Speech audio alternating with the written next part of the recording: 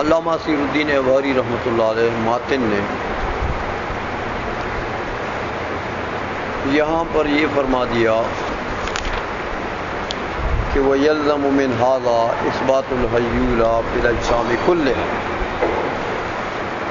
جب بعض اجسام میں کلام چلا اور وہ بعض اجسام آخر میں منتہی ہو گئے ایسے اجسام پر جو متصل واحد ہیں نفس الامر میں، تو ان پر جب ہم انفصال طاری کریں گے تو اب انفصال کس نے قبول کیا؟ تو صورت جسمیہ اور مقدار تو قابل نہیں ہو سکتے کہ خرابی لازم آتی ہے، تو لہذا کسی اور شے نے قبول کیا، تو اور شے نے قبول کیا تو اور شے کیا ہے؟ وہی پوٹ ہے، وہی حیولہ پوٹ جانتے ہو؟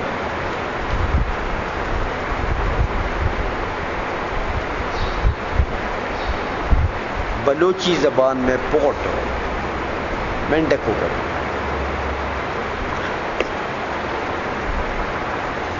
ہمارے پاس پڑھتے رہے نا بلوچی طالب علم حیدرآباد میں، ان میں بہت ہو گیا، اللہ مغفرت فرمائے، اچھا ذہین طالب علم تھا، عبد الغفور نام تھا، بلوچستان کا رہا، یہ کاپیہ وغیرہ کتابیں میرے پاس پڑھتا تھا، ان سے بڑا گروپ تھا ان کا، یہ حمداللہ اور یہ صدرہ اور یہ مطول اور یہ کتابیں، یہ دوسرے نمبر کا گروپ تھا کافی والا۔ تو وہ طالب علم جو تھا عبد الغفور، وہ ایسا قد کا چھوٹا سا تھا لیکن پیٹ اس کا بڑا تھا،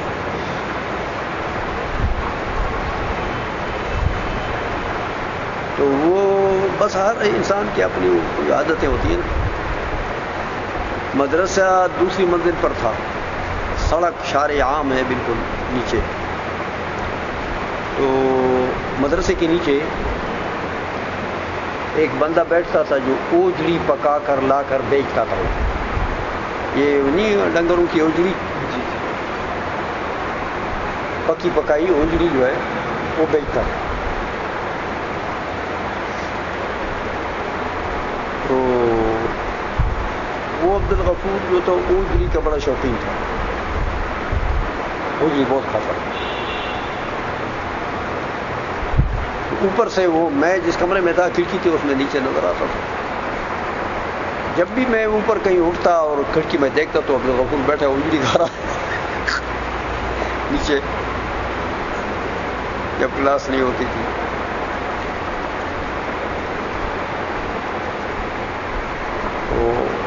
ویسے بڑا ذہین بھی تھا، اوجڑی تو کھاتا تھا لیکن بڑا ذہین تھا، کتاب کو صحیح طریقے سے سمجھتا تھا اور یاد بھی کرتا، بڑا محنت تھا، اچھا مولوی بنا تھا، بڑا زبردست مقرر تھا بلوچستان میں، بعد میں زبردست واعظ تھا، مدرس بھی تھا، پڑھاتا بھی تھا، بس عمر تھوڑی بہت ہوئی، اللہ میں۔ تو وہ عبد الغفور جو تھا میں نے اس کا نام رکھا تھا پوٹ۔ وہ میں نے اس کو پہلے پوچھا کہ یار یہ تمہاری زبان میں یہ مینڈک کو کیا کہتے ہیں؟ انہوں نے کہا جی پوٹ کہتے ہیں۔ میں نے کہا بس تیرا نام پوٹ ہو گیا۔ تو وہ پوٹ کر کے میں اس کو بلاتا تھا۔ اچھا خیر وہ تو پوٹ نکل آیا نا حیولہ۔ تو یہ فرمایا کہ جب بعض اجسام میں حیولہ ثابت ہو گیا تو علامہ ابہری رحمۃ اللہ علیہ نے فرمایا کہ وہ یلزم من ھذا اثبات الحیولہ فی الاجسام کلھا، اس سے لازم آیا کہ تمام اجسام میں حیولہ ہے، جب بعض میں ثابت ہو گیا تو سمجھو سب میں ثابت ہو گیا۔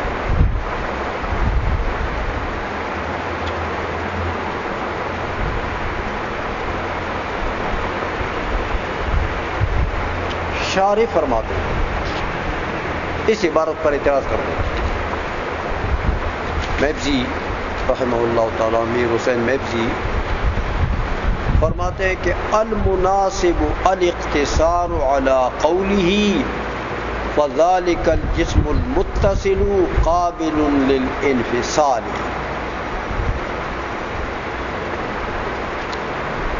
یہ عبارت جو علامہ ابہری نے بولی ہے اس مقام پر کہ وہ یلزم من ھذا اثبات الحیولہ فی الاجسام کلھا،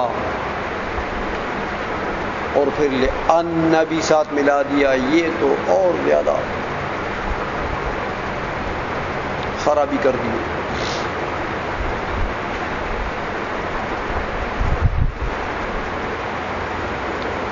کہ متن کو متن سے ملاؤ، فرماتے ہیں یہ عبارت نہیں بولنی چاہیے تھی. شارح فرماتے ہیں یہ وَيَلْزَمُ سے لے کے وہ لِأَنَّ تک یہ عبارت نہیں بولنی تھی، یہ اس کا مقام نہیں ہے. سمجھا گئی ہے؟ اس لیے ایک تم یہ دیکھو یہ کہ تمام اجسام میں حیولہ ہے، حیولہ ثابت ہو گیا، تم یہ ابھی دلیل مکمل ہوئی نہیں ہے، اور بیچ میں نتیجے کا ذکر کر دیا. یہ تو نتیجہ ہے. جب دلیل مکمل ہوگی تو نتیجہ کیا آئے گا کہ تمام اجسام میں حیولہ ہے. اور اسی کو تم نے بار بار ذکر کیا بھی ہے یار. آگے متن کو دیکھو،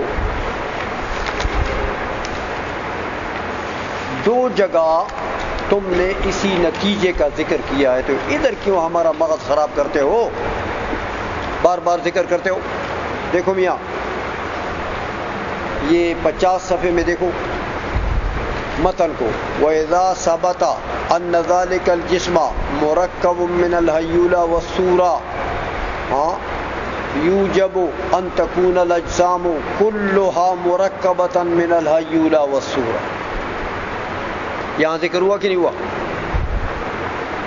کہ تمام اجسام مرکب ہیں حیولہ سور؟ ایک تو یہاں ذکر کیا، دوسرا اس سے بھی آگے جاؤ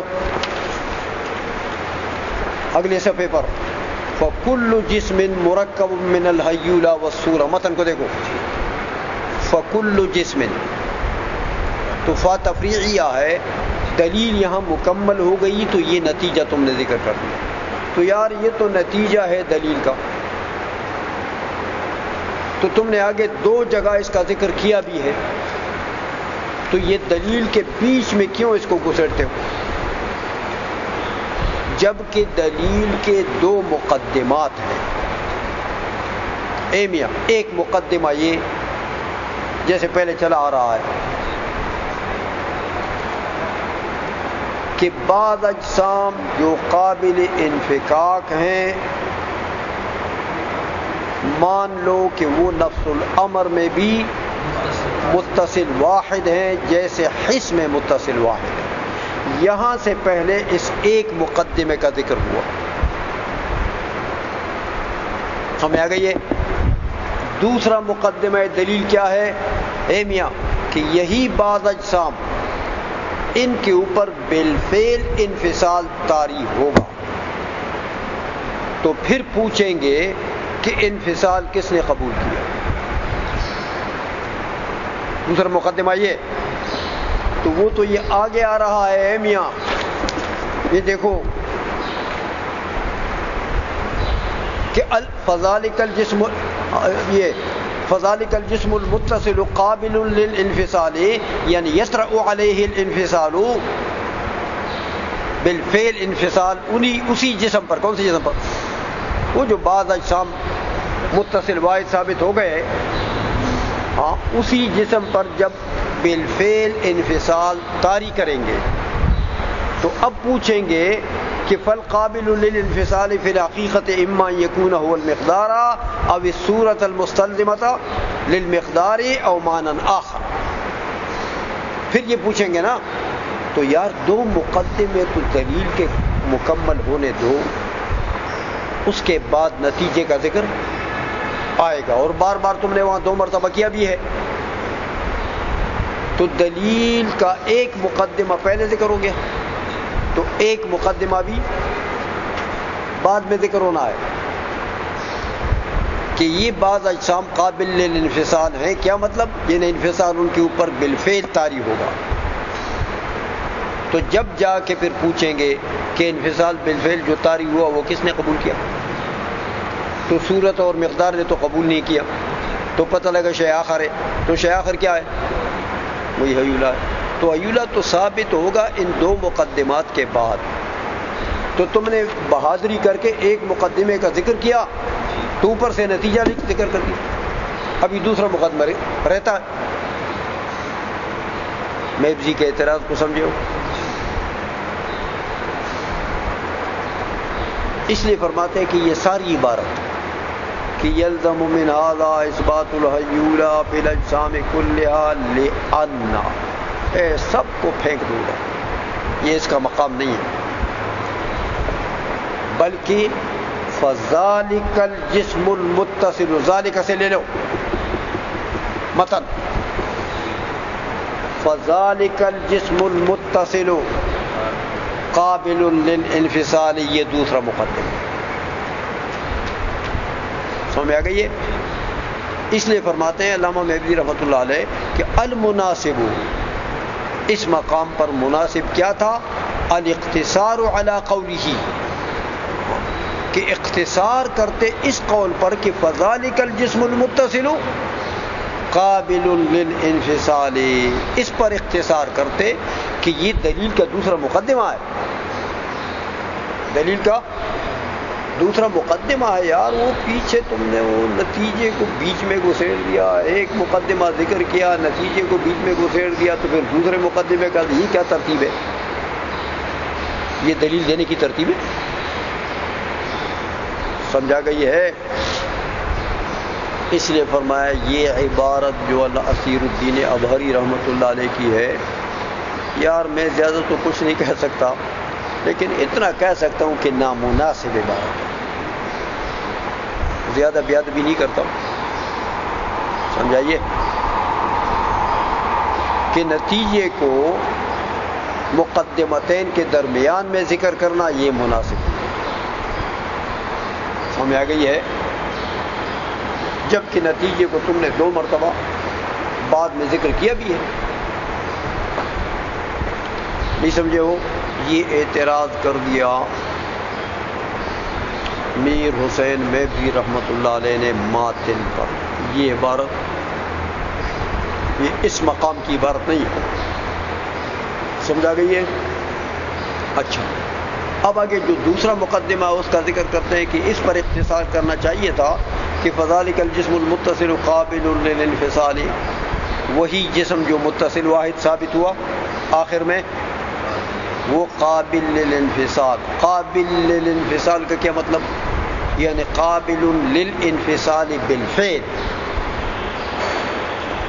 اسی لیے ترجمہ کر رہے ہیں اے یطرأ علیہ الانفصال، انفصال اس جسم کے اوپر بالفعل طاری ہوگا،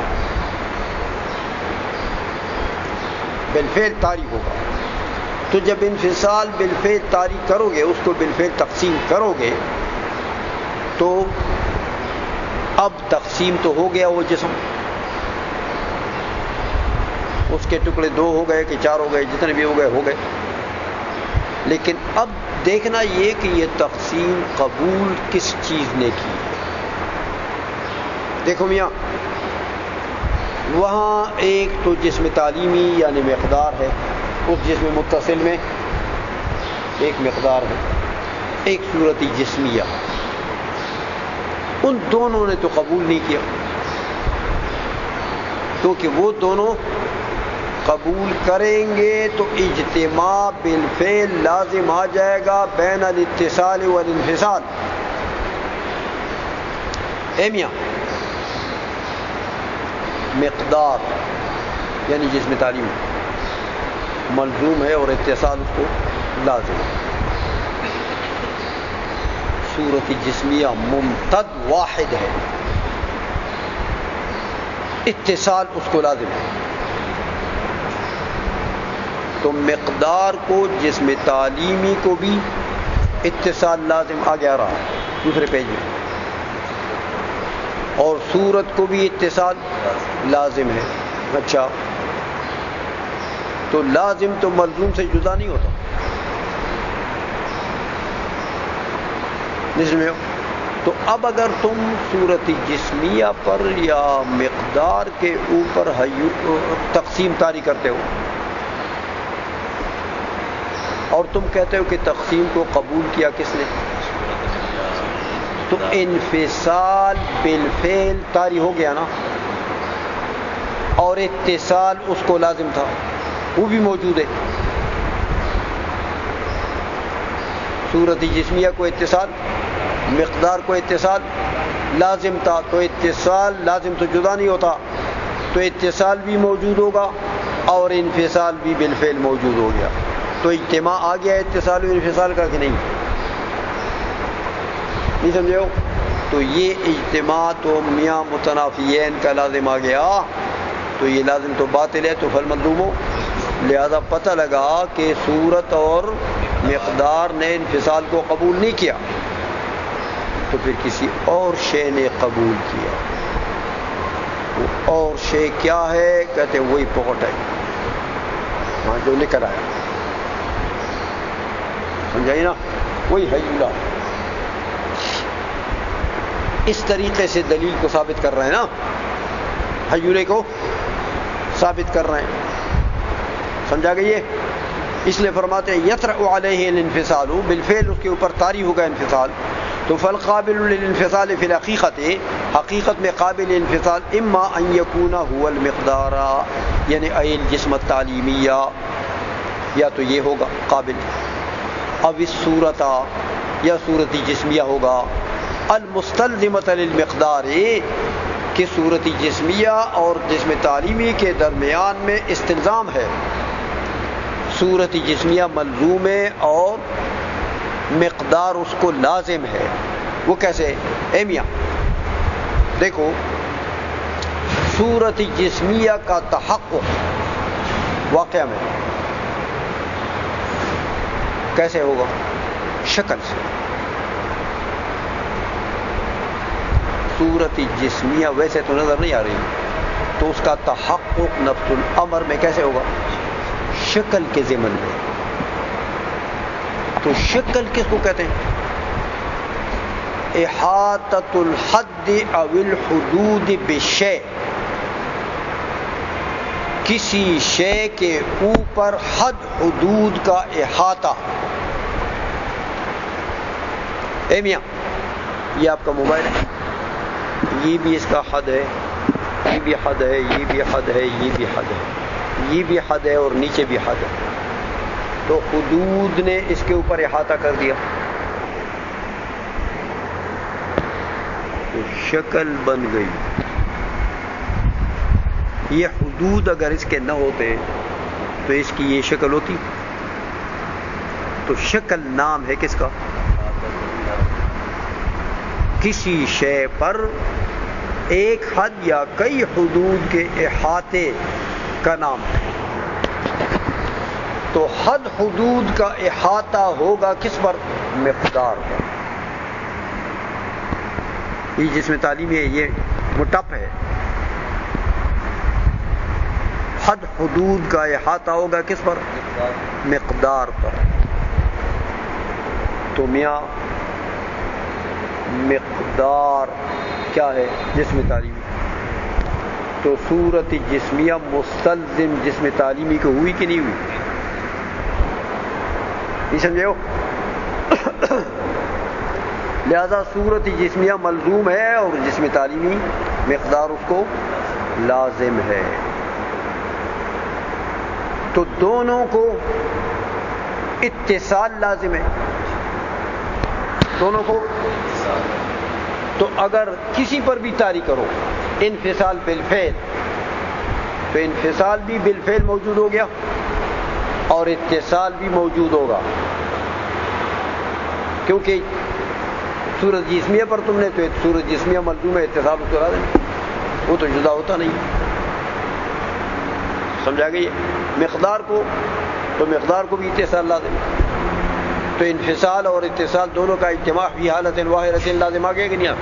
تو یہ لازم تو باطل ہے، تو پھر مطلوب پتہ لگا قابل للانفصال یہ دونوں نہیں ہیں، اس لیے ترجمہ کرو المستلزمۃ للمقدار او معنی آخر، یا کوئی اور معنی ہوگا قابل انفصال، کسی اور شے نے انفصال قبول کی ہوگی۔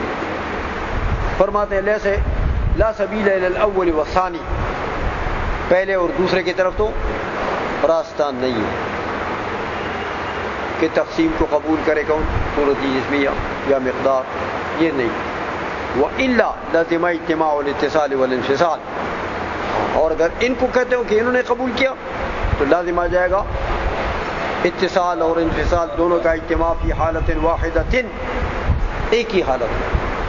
وہ کیوں کہ لأن الاتصال لازم للمقدار والصورت، کہ اتصال تو لازم ہے کس کو، جس میں تعلیمی کو بھی ابھی میں نے بتایا آپ کو، اور صورت کو بھی، تو یہ اتصال تو جدا ہوگا نہیں۔ انفصال آپ صورت جسمیہ پر طاری کریں تو انفصال بھی بالفعل موجود ہوگی، اور اتصال بھی، تو جمع ہو گیا۔ ہمیں آئیے وَإِنَّهُ إِذَا وَرَدَ الْانفِصَالُ، کہ جب انفصال وارد ہو جائے، اے میاں یہ ایک شے ہے نا متصل واحد ہے، اس کے اوپر بالفعل انفصال طاری کر دیا، تو اب کیا ہو گیا، پہلے ہویت واحدہ تھی، یہ ایک شخص ہے، انفصال طاری کرنے سے پہلے ایک ہویت ہے۔ اب جب تم نے دو ٹکڑے کر دیے تو دو ہویتین پیدا ہو گئی، بالفعل دو ہویتین، دو شخصیت، دو تشخص، دو شخص پیدا ہو گئے، کیونکہ ہر ایک جسم ہے نا، ہر ٹکڑا جسم ہے۔ اس لیے فرماتے ہیں کہ فَإِنَّهُ إِذَا وَرَدَ الْانفِصَالُ، جب بالفعل انفصال وارد ہو گیا تو انعدمت ہویتہما، صورت اور مقدار کی ایک ایک ہویت ختم ہو گئی، صورت بھی ایک، مقدار بھی، وہ ایک ہویت انفصال کی وجہ سے ختم ہو گئی۔ وحدثت ہویتان اخریان، دو اور تشخص پیدا ہو گئے، دو اور شخص پیدا ہو گئے۔ سمجھ آ گئی ہے؟ جب دو پیدا ہو گئے، اب قاعدہ یہ ہے کہ قابل للانفصال مقبول کے ساتھ جمع ہوتا ہے۔ یہ ذرا بات لمبی ہے تو اس کو تفصیل بعد میں پڑھیں گے، لیکن اتنی بات یہاں سمجھ لو کہ قابل للانفصال اگر صورت ہو یا مقدار ہو، تو قاعدہ یہ ہے کہ قابل مع لوازم، کیونکہ لوازم تو ملزوم سے جدا ہوتے نہیں ہیں، تو قابل مع لوازم مقبول کے ساتھ جمع ہو۔ اگر صورت قابل ہے انفصال کا تو صورت مع لوازم، تو صورت کے لوازم میں سے کون سی چیز ہے؟ اتصال، تو صورت مع لوازم مقبول کے ساتھ، جب مقبول کون ہے؟ انفصال۔ قابل ہوئی صورت، اس کا لازم ہے اتصال، مقبول ہوا کون؟ انفصال۔ انفصال کو قبول کیا نا تو انفصال مقبول ہو گیا نا، تو قاعدہ یہ ہے کہ قابل مع لوازم مقبول کے ساتھ جمع ہوتا ہے، جبکہ مقبول وجودی ہو یا عدم والملکہ، بتائیں گے وجودی اور عدم والملکہ کل بتا دوں گا انشاءاللہ، لیکن اتنی بات سمجھ میں کہ قابل مع لوازم مقبول کے ساتھ جمع ہو جاتا ہے۔ تو اگر قابل صورت جسمیہ ہے تو اس کا لازم کیا ہے؟ اتصال۔ تو مقبول کون ہے؟ انفصال۔ تو اتصال اور انفصال جمع ہوئے کہ نہیں ہوئے؟ نہیں سمجھو؟ اور اگر قابل صورت جسم وہ ہے مقدار ہے تو مقدار کے لوازم میں سے کون سا ہے؟ اتصال۔ تو قابل مع لوازم جمع ہوگا مقبول کے ساتھ، مقبول کون ہے؟ انفصال۔ تو انفصال اور اتصال کا اجتماع ہو کہ نہیں ہوتا؟ سمجھے ہو؟ اس لیے میاں یہ اتصال اور انفصال کا اجتماع لازم آتا ہے اس صورت میں، اور یہ لازم تو فالمردوم پتہ لگا قابل نہ صورت جسمیہ ہے نہ مقدار، سمجھے ہو؟ تو پھر پتہ لگا کوئی بغوٹ ہے یہاں پر، اس نے قبول کیا۔